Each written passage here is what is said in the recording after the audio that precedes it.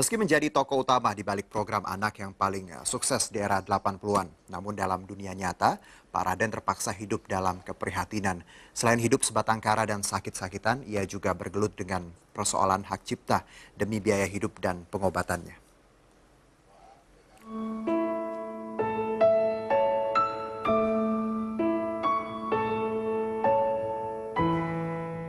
Hanya sepetak rumah kecil di kawasan Petamburan, Jakarta Barat inilah tempat Pak Raden atau Suyadi tinggal semasa menghabiskan masa tuanya.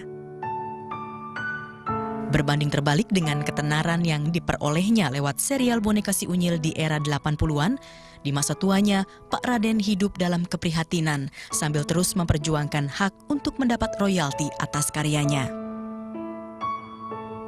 33 tahun setelah menciptakan si Unyil, Suyadi hidup menderita.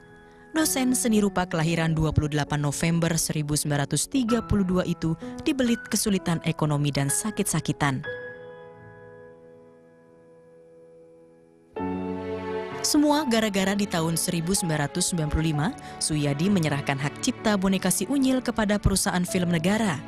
Awalnya, ia menganggap perjanjian itu hanya berlaku 5 tahun. Meski dibelit persoalan hidup, namun semangat Suyadi tak pernah pudar. Untuk menyambung hidup, ia sibuk melukis untuk dijual atau dipamerkan, hingga menjual boneka-boneka Unyil ciptaannya. Kalau Anda dipanjangkan usia, ingat, Tuhan memanjangkan usia Anda itu karena Tuhan punya rencana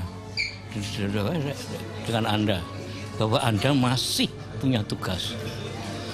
Saya memang masih punya tugas, diantaranya harus tetap cari makan karena saya bukan PNS.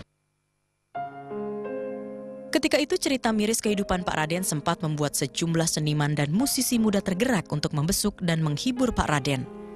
Musisi-musisi ini dulunya juga adalah para penonton dan penggemar setia boneka si Unyil karya Pak Raden.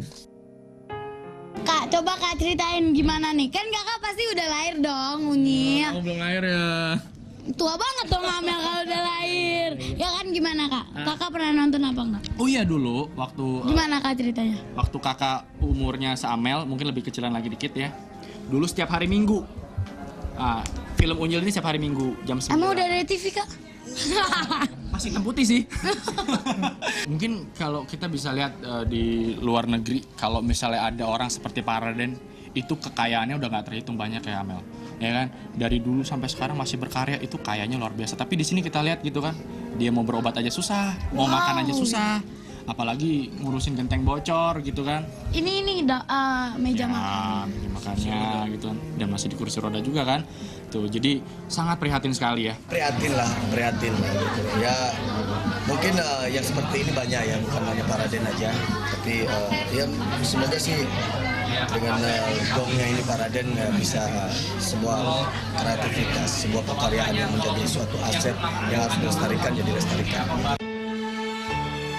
Dan inilah sosok tauladan Pak Raden.